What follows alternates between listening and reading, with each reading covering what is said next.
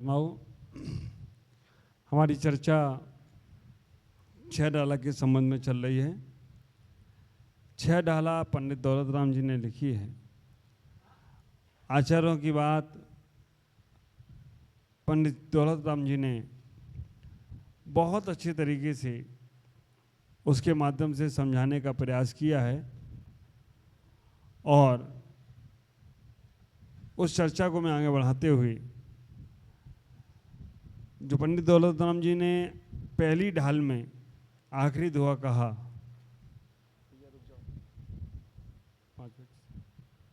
पहली ढाल में आखिरी दुआ में जो कहा, यों विमान वासी हु थाए सम्यक दर्शन विनतन दुख पाए तहाते चे थावर तन धर्यो यों परिवर्तन पूरे करे।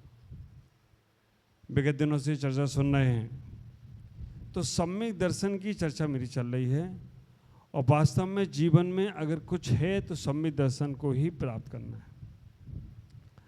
संसार में अनादिकाल से हम 84 लाख योनियों में भटके हैं और हर योनि में हम गए हैं, लेकिन हमने सम्यक दर्शन नहीं प्राप्त किया।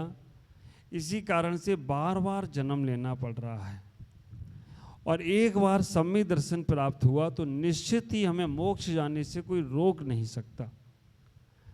सम्यक दर्शन को प्राप्त करने के लिए कहा है कि देव शास्त्र गुरु की भक्ति करने से सम्यक दर्शन प्राप्त होता है। हम जो जिनेंद्र की वाणी को प्रवचन को सुन रहे हैं, इसको सुनने से सम्यक दर्शन प्राप्त होता है। और हमें कभी अतीत के पापों का याद आ जाए तो उनके पाप को क्षय करने के लिए सम्यक दर्शन जाति स्मरण से भी प्राप्त होता है। सम्यक दर्शन प्राप्त किया तो आप विचार करके रखना कि 8 संकादि दोषों से रहित होना चाहिए। कभी देव शास्त्र गुरु के प्रति मन में संदेह का भाव नहीं आए। कभी देव शास्त्र गुरु के पास जाकर संसार की इच्छाएं नहीं रखना। कभी देव शास्त्र गुरु से गिलानी का भाव नहीं करना। आप विचार करके रखना, शंका, कांक्षा, विचिकित्सा, अनुपगहन, अस्थितिकरण, अप्रभावना, अवात्सल्य, ये सारे के सारे जो दोष हैं, ये दोष हमारे जीवन में संसार में भटकाने में कारण बनते हैं। कल मैंने कहा था कि शंका नहीं करने से अंजन चोर जैसा भी एक सेठ के वचन को प्रमाण मानकर तर जाता है। अंजन चोर ने भी इतना ही कहा, आड़म ताड़म कछु न जाड़म, सेठ वचन प्रमाणम। और सेठ के वचन से अंजन भी निरंजन हो जाता है। हमें भी विचार करके रखना है कि हम जब जब देव शास्त्र गुरु के प्रति समर्पितता का भाव लाएंगे, निश्चित ही हमारा कल्याण होने वाला है। निसंकित अंग में अंजन चोर प्रसिद्ध हुआ। निकांक्षित अंग में जिसने कोई आकांक्षा नहीं रखी, अनंतमती का जीव। आप विचार करके रखना, जिसने बचपन में अपने माँ बाप के साथ जाकर अष्टांगा पर्व में ब्रह्मचर्य व्रत लिया था। माँ बाप ने कहा अष्टांग का व्रत है, हम 8 दिनों में ब्रह्मचर्य का पालन करेंगे। उस छोटी सी बच्ची, 8 साल की बच्ची ने कहा हम भी पालन करेंगे। पर उस बच्ची ने ये नहीं कहा कि हम 8 दिन पालन करेंगे। जब वो बड़ी होती है, 18 साल 20 साल की शादी के लिए कहा जाता है, तो उसने कहा किसकी शादी, मैंने तो 8 साल की उम्र में ही ब्रह्मचर्य व्रत ले लिया था। आप विचार करना, सर्वांग से सुंदर और विवाह नहीं किया, देवता उठा के ले गए, विद्याधर उठा के ले गए, जंगलों में छोड़ दिया, भीलों ने उसे पकड़ लिया, वैश्याओं ने उसको ऊपर कब्जा करना चाहा, राजाओं ने उसके ऊपर दुष्प्रहार किया, लेकिन वो सील की इतनी पक्की थी, हर जगह देवताओं ने उसकी रक्षा की। और आक्रमणकार वो निकांक्षित अंग, उसने कोई आकांक्षा ही नहीं रखी। निसंकेत, निकांक्षित, निर्विचिकित्सा, गिलानी का भाव। आप विचार करके रखना, उद्यान राजा जिनने साधु को आहार कराया और साधु को आहार कराते कराते साधु ने उल्टी कर दी, फिर भी उनके मन में गिलानी का भाव नहीं आया कि ये महाराज को। उन्होंने इतना ही कहा कि ये हमारे ही अन्न में कोई दोष रहा होगा, इसलिए महाराज से उल्टी हो गई। आप विचार करके रखना, सबसे ज़्यादा फल मिलता है साधु की सेवा करने से। मैं कहता हूँ 100 मंदिर को बनाओ एक तरफ और एक बुजुर्ग साधु की सेवा कर लो एक तरफ। बुजुर्ग होना चाहिए, हट्टा कट्टा तो कहीं भी कुछ भी कर लेगा। जो कभी कभी कोई बुजुर्ग साधु आपके यहाँ आ जाए, आप विचार करना उनकी सेवा से, क्योंकि सबसे बड़ी बात है उनकी सेवा के लिए हर कोई जाता नहीं, और जो जाता है तो उनकी साधना का पूरा फल उन्हें प्राप्त होता है, क्योंकि उनके पास जो ऊर्जा होती है साधना का। युवा के पास तो 10 जाएंगे 50 जाएंगे, सबको आशीर्वाद देंगे, बढ़ जाएगी उनकी ऊर्जा। लेकिन जिनके पास कोई नहीं जाता है, और आपको आश्चर्य होगा, आज मैं अगर यहाँ बैठा हूँ तो वो बुजुर्ग साधु की वजह से बैठा हूँ। प्रबुद्ध सागर जी महाराज, जिनके पास कोई नहीं जाता था, अकेले बैठे थे। मैं चला गया ऐसे, मैंने कहा ये महाराज अच्छे लग रहे, कोई नियम वियम नहीं देंगे, क्योंकि युवाओं के पास जाओ तो उनके पास कोई काम दाम तो है नहीं, पकड़ के नियम दे देंगे, तो इनके पास जाना नहीं अपने को। तो बुजुर्ग महाराज थे प्रबुद्ध सागर जी, उनके पास गए और जैसे उनकी सेवा की उन्हें को अच्छा लगा, बहुत आशीर्वाद दिया। फिर बोले बेटा मंदिर जाते हो क्या? अरे मैंने कहा ये अभी अभी दुकान चालू करेंगे। मैंने कहा महाराज साल में एक बार जाता हूँ अनंत चौदस के दिन। पर बहुत अच्छे थे वो महाराज। उन्होंने कहा बेटा जब मंदिर जाओ तो चप्पल पहन के नहीं जाना। मैंने ये अच्छा नियम है, एक साल में एक बार जाना है, नहीं पहनेंगे चप्पल। वो एक नियम उन बुजुर्ग महाराज से लिया कि चप्पल पहनकर मंदिर नहीं जाना, और मैं कहूँगा उस नियम ने आज अगर मुझे यहाँ तक पहुँचा दिया हो तो कोई आश्चर्य की बात नहीं है। बस वो ही एक छोटा सा नियम, केवल मंदिर चप्पल पहन के नहीं जाने का, और इतना आशीर्वाद उनका मिला कि आगे से आगे।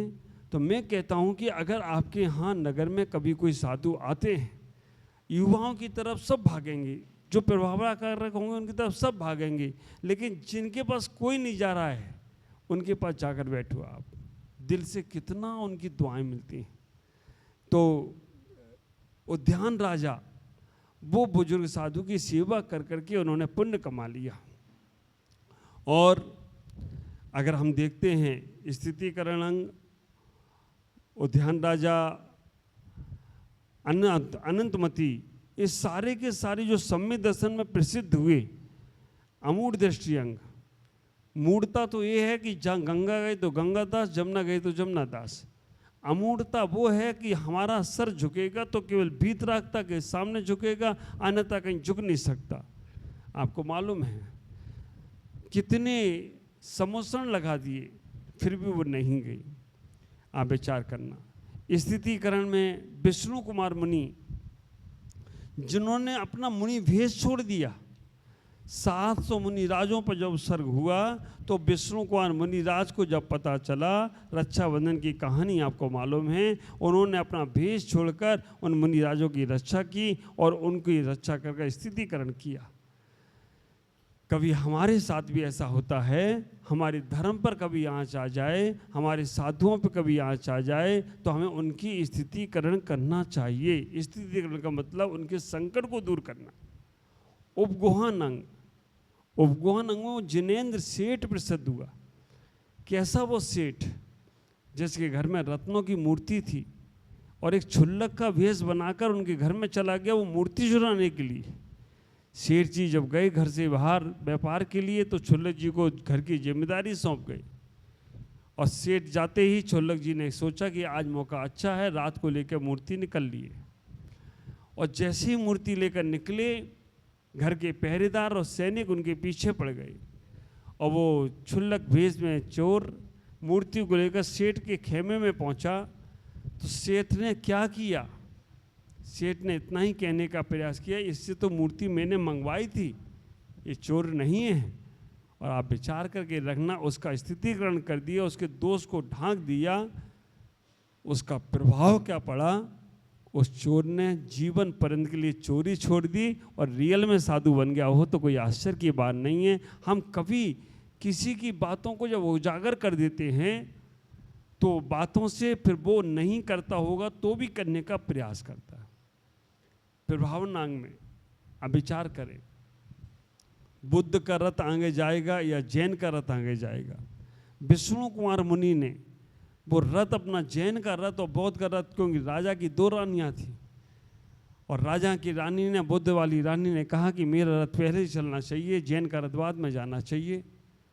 अचानक वो जैन रानी ने जाकर विष्णु कुमार मुनि से जाकर कहा कि आप कुछ भी करो और जैन रथ पहले जाना चाहिए।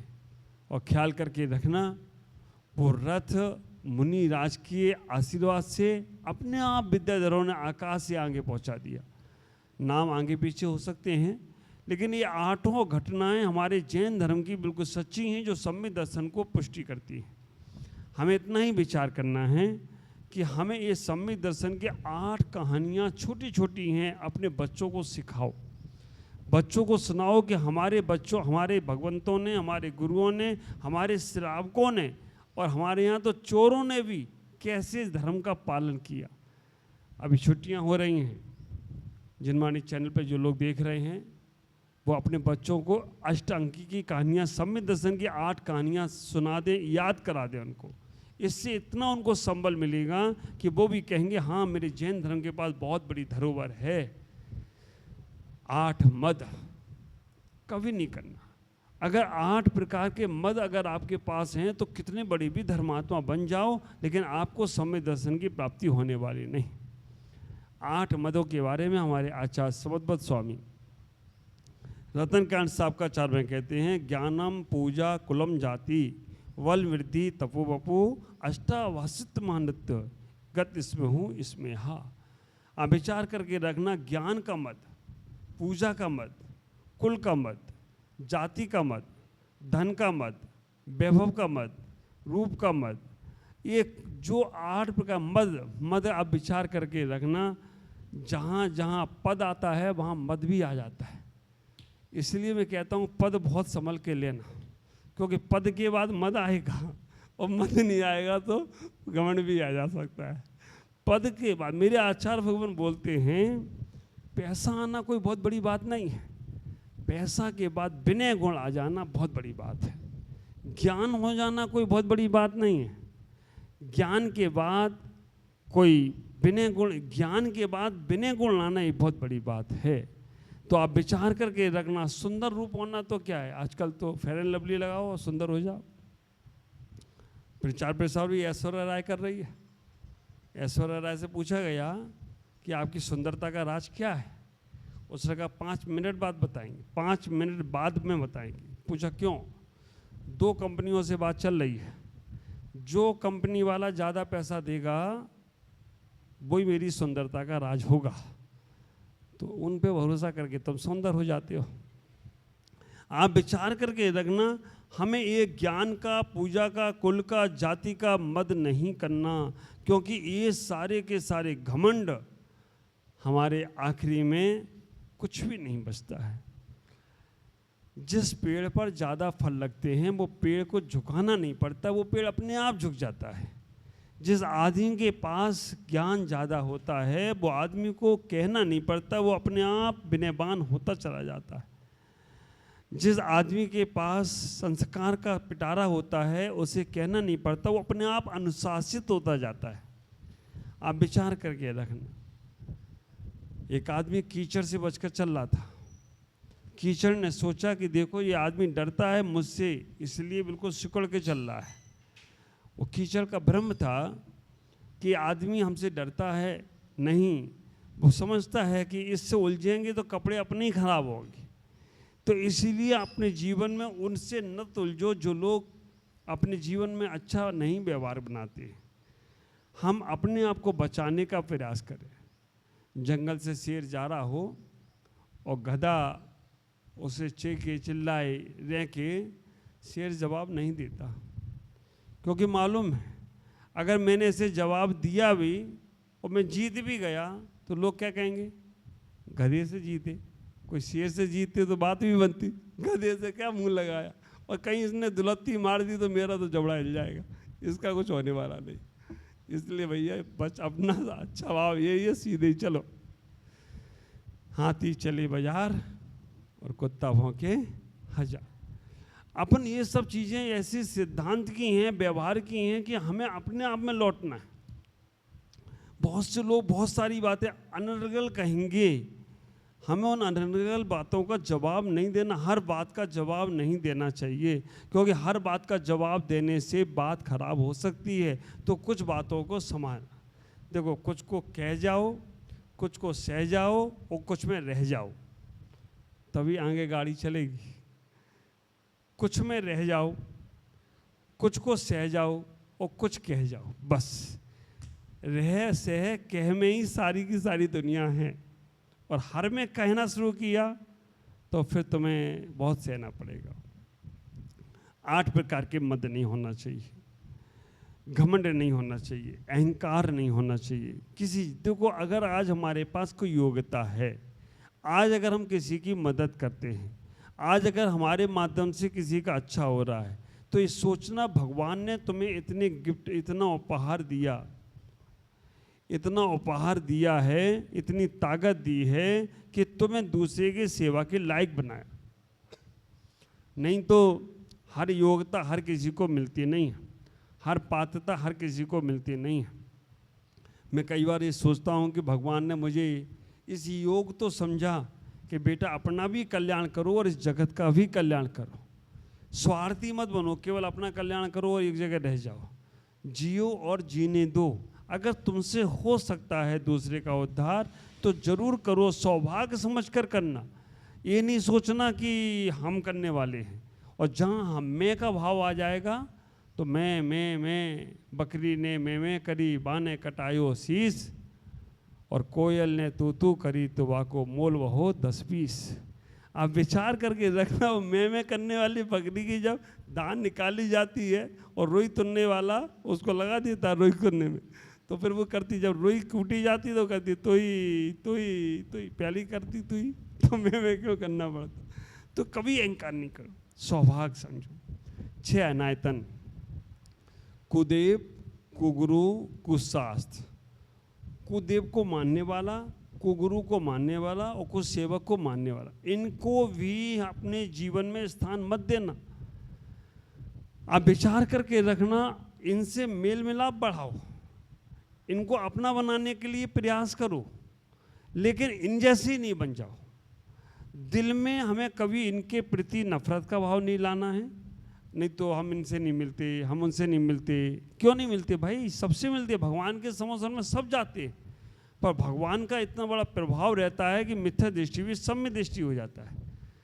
तो आप विचार करना, कुदेव, कुगुरु, कुशास्त्र के पास जाना पड़ जाए तो जाना पड़े तो जाओ, लेकिन उनको अपने जैसा बनाने के लिए जाना चाहिए। अब मैं शिरडी साईं बाबा गया, वहाँ के हमको लेके गए, तो जितने शिरडी साईं बाबा को सिर पर चढ़ा रहे थे वो उधर छोड़कर मेरे को चढ़ाने लगे कि भाई मेरे तो साईं आ गए मेरे सामने। तो ऐसा प्रभाव अपने जीवन में होना चाहिए कि हम उनको अपना बना सकें। अब हम लोग जाते हैं, वहाँ मेरा कोई काम हो गया, पीर फकीर पे काम हो गया या किसी और पे हो गया काम, तो हम उधर ही सरमाठा देखने लगते हैं, बस वहीं से तुम्हारा भविष्य खराब होगा। 3 मूर्ता, देव मूर्ता, गुरु मूर्ता और लोक मूर्ता, ये 3 मूर्ताओं से भी अपने को बचाना चाहिए। देव मूर्ता क्या है कि हमारे देव तो यही हैं, बस उनके अलावा कोई देव हो नहीं सकते।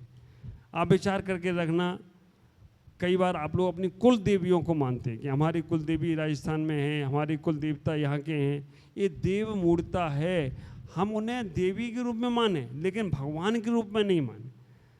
चाहे पद्मावती हो, चाहे क्षेत्रपाल हो, ये देवी हैं, देवी को देवी रूप में मानना चाहिए और भगवान को भगवान के रूप में मानना चाहिए। गुरु मूर्ता, हमारे तो एक ही गुरु हैं, हम दूसरे को मानते नहीं हैं। एक गुरु सच्चे, बाकी के सब झूठे। अपने गुरु करें जो वो सब मूलाचार, बाकी गुरु जो करे सब भ्रष्टाचार। तो ये देव मूर्ता है, गुरु मूर्ता है। आप सब, हाँ एक मार्गदर्शक तो हो सकते हैं, लेकिन गुरु जितने भी नग्न हैं वो सब गुरु हैं तुम्हारे। नमो लोह सब स्वर्णम बोलते हो, नमो आइडियालम बोलते हो, नमो वज्जायणम बोलते हो, तो सारे गुरु हैं। हाँ मार्गदर्शक एक ही होना चाहिए, ड्राइवर एक हो गाड़ी का, कंडक्टर चलेंगे कितने भी। लोक मूर्ता, बिल्ली रास्ता काट गई, अब नहीं जाऊंगा आगे, बिल्ली रास्ता। बिल्ली से भी तो पूछो भैया तुमने भी तो उसका रास्ता काटा, उसका क्या होगा? उसका कुछ भी हो, हमारा नहीं बिगड़ना चाहिए। काने व्यक्ति को देख लिया, अब तो अपशगुन हो गया। तो ये सब लोक मूर्ता हैं। कोई मर गया तो बाल गुटा रहे, ये क्या है? ये सब लोक मूर्ता है। इस पर चर्चा अपन कल करेंगे, क्योंकि हमें सम्यक दर्शन मजबूत करना है। और बाकी का सारी पूजा पाठ साधना उपास व्रत नियम संयम सब बाद में, सब एक पल्ले में रखो और सम्यक दर्शन को एक पल्ले में रखो। ओम नमः जय।